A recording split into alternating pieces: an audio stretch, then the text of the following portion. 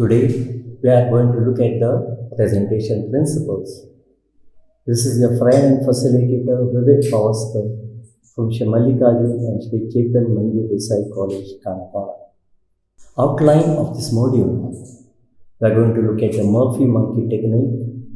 We are going to look at what is icebreaker, what are energizers, the transformation model, adult learning principle of Pike, the learning curve, Borden formula, POP structure, people, pampers, audience. These are of course acronyms.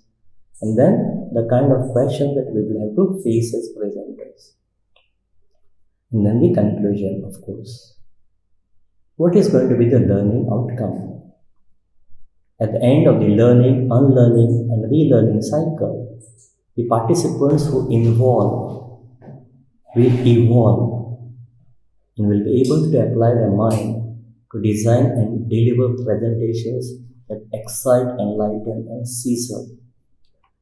Well, we are now largely dependent on technology when it comes to delivering presentations. But remember, technology is a good friend and a bad master. So let's depend more on ourselves. Every time we get up to speak, we are auditioning for leadership. And yet, most of us do not respond in the affirmative when the opportunity to present ourselves comes to us. It's easy to say a no, but remember, before you say no, say I will try. If we have the desire, you have the power. It will be our endeavor to supply you with little bit of tips that can help you to express, to impress. Now, before we know what and how presentations, we must have a strong why. Dare to be a Daniel, dare to have a purpose firm, and dare to make it known. So once we are clear about the purpose, what is it that we wish to achieve, then we will try to give our best so that we get the desired outcome. The naked presenter is a presentation format that does not rely on technological aids. You are the best visual and verbal resource that can bring about the desired result in your learners. What's in it for me is the why. Once we have answered our why, we are ready to proceed. Now, our why can have one of these answers.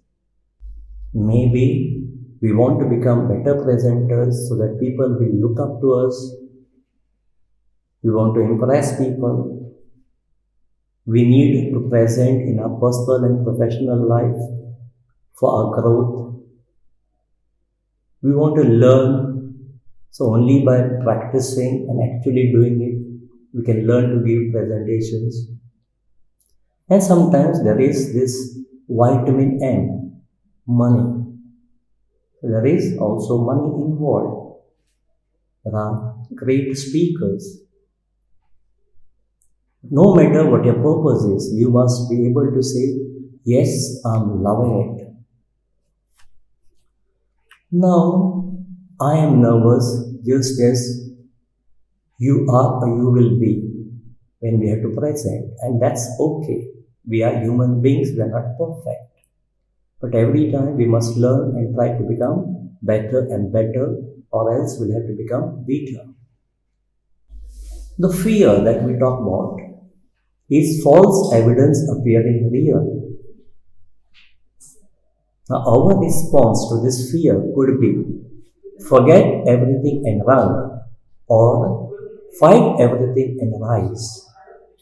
Murphy-Monkey is a technique to pass little bit of our anxiety, our worry to others. This can be done by throwing a question at the audience. So now the tension that we have is shifted to them because now they have to think and answer. Now the icebreaker technique and the energizers, what are these? The icebreaker technique helps us to break the ice between the presenter and the audience, or between the members of the audience themselves. If our presentation is of a longer duration, it is advisable to use icebreakers so that there is this welcome change. Okay? So now, what you see here, this is a body introduction technique. So you can ask the participants to talk with the fellow participants, learn about them, and then present their friends to us. Now we use the transformation model to bring about a positive change. All of us are good, but good is not good enough when better is expected. So we use the transformational model, which is about unconscious incompetence and conscious incompetence, conscious competence and unconscious competence. So in the first stage, we don't know that we don't know. Then somebody asks a question, then we learn about our ignorance. But then since we want to learn, we ask the person, please tell us. So then we learn. And over the period of time, it becomes a habit. Now, most of us, we deal with adults. So Bob Pike has given us some adult learning principles. The first principle is, adults are babies with big bodies. So there is a child in all of us. The child needs to be recognized and respected. So let us treat our audience with respect. Maybe they need a personal privilege. Let's give it to them. Let's make them comfortable. The second principle is, people don't argue with their own data. So instead of telling people, let us ask people. For example, if I have a slide with qualities of a good leader, and if I present the slide, members of my audience will say, even I know that a leader has to be a good communicator, a good motivator, and so on. So instead of telling my adult audience, I will ask them, what do you think are the qualities of a good leader? So then they will interact, they will display their knowledge, and when they give me information, they will not argue with it because it is their information. And the third principle is, learning is directly proportional to the amount of fun we have. Life is tedious. We need a little bit of light moments. So if we can incorporate a little bit of fun element in our presentations, people will respond better, people will respond positively. So let's include fun as and when possible. The fourth principle is, learning has not taken place until behavior has changed. So when you want a transformation to take place, at the end of it, let us say I am giving a speech on motivation and I want people to contribute monetarily. They must act. So if people don't act, if people don't show the transformation, then we have failed to some extent. The last principle is, fool you, woo you, wussu to you. Now this is some other language that we don't understand.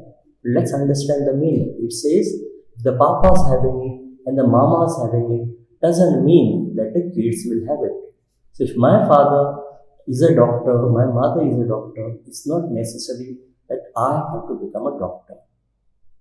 So there are many great speakers, we will become better, but let's not compete with others, let's compete with ourselves. Alright? So now, let's look at the learning curve.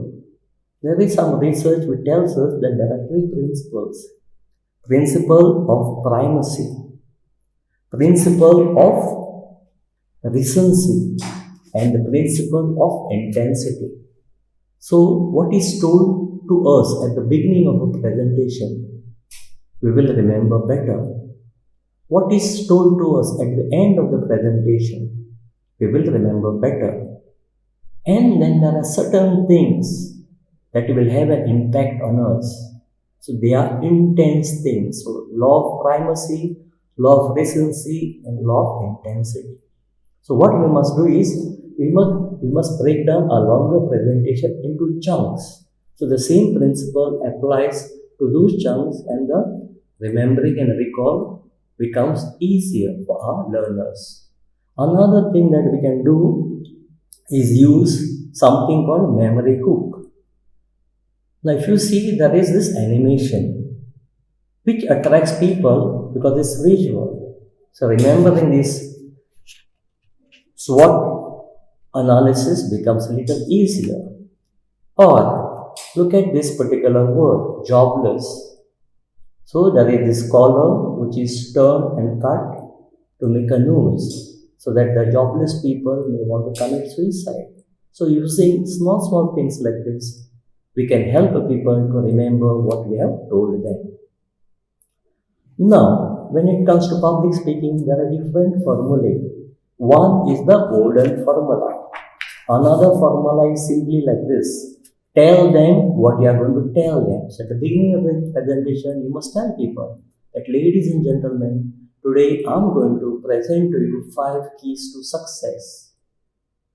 Then I must tell them those 5 keys one by one. Firstly, secondly, thirdly, fourthly, lastly. Now these are called discourse markers. They help people to remember and recall where we are in the stage of that particular presentation. So the Borden formula is oh-hum. So first we need to wake people up. That means we need to have an impact opening, which we can do by using a question, a startling statement, using shocking statistics, or an anecdote. Then the next is why bring that up. So then we have to connect our opening and relate it to our topic. And then third is, for instance, here we will be giving people examples to reinforce our main message. And the fourth is, so what? So what is the call for action? What is it that we wish our learners to do at the end of our presentation? So what is the purpose of our presentation? It could be to inform our audience, or to educate, to persuade, or to inspire, and what not.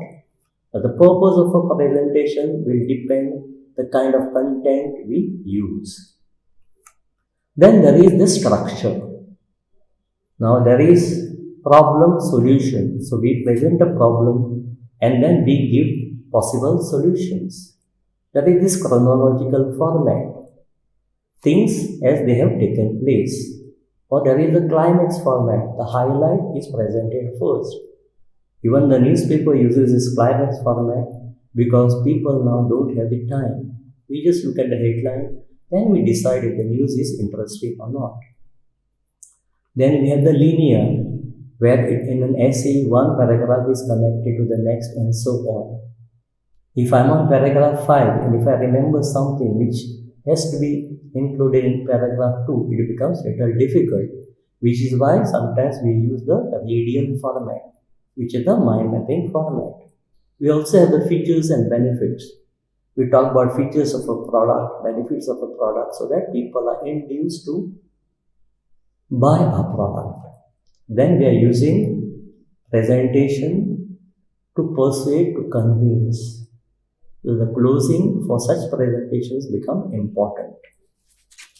Then we have body language, the non-verbal communication, alright, which is represented by the acronym people.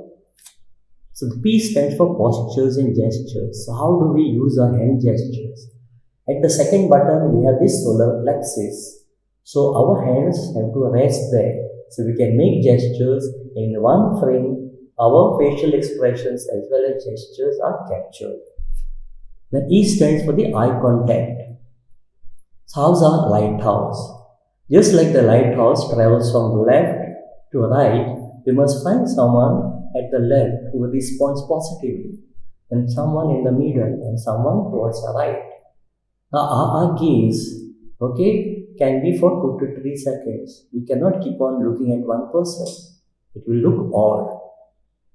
Orientation, how do we position ourselves in the learning center? If the lectern is in the center, I will be positioned like this, but if the lectern is in the right hand side, I need to tilt myself so that I accommodate people who are on the left. Then looks and appearance. Is my dress, suitable for the occasion?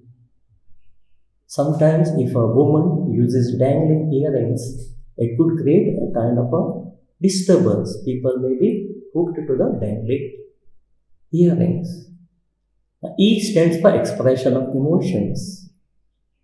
How do we use our face? Face can be used for de-intensification, for intensification, for making a poker face neutralization, and for masking our emotions. If someone steps on my toes, now there's a lot of pain, but when I look up and I see an old lady and she asked me, did I hurt you? I'm going to say no. So I'm hiding my actual emotions.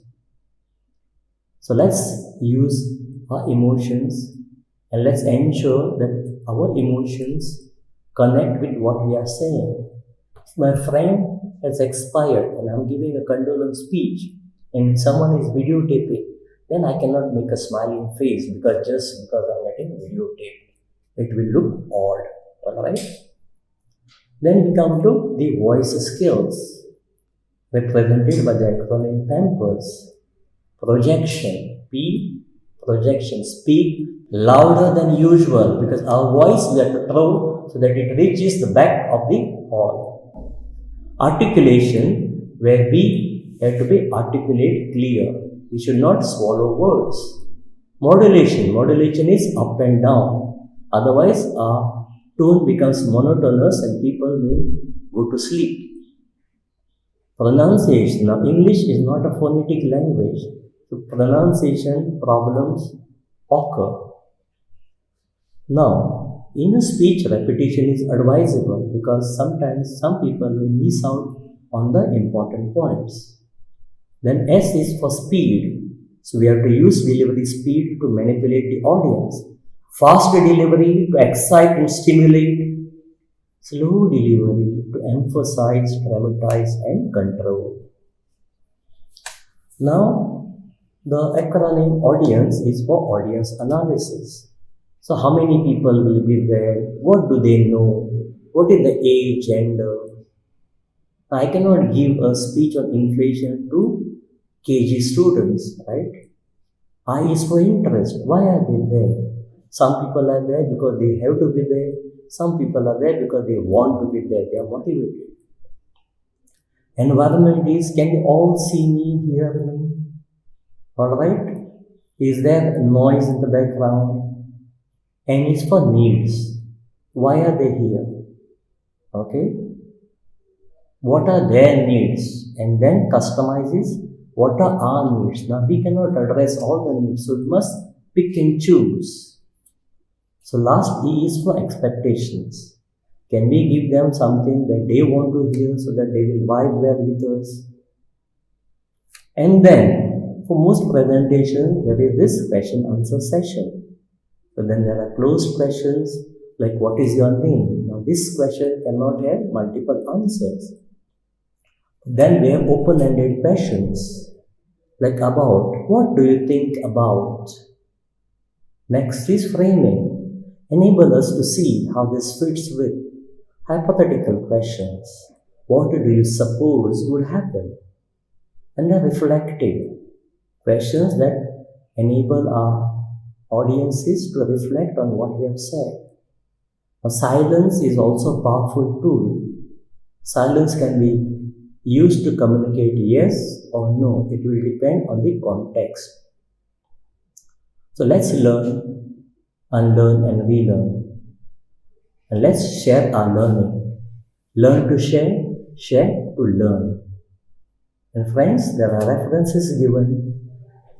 Invest your time and be better and better and better. Thank you.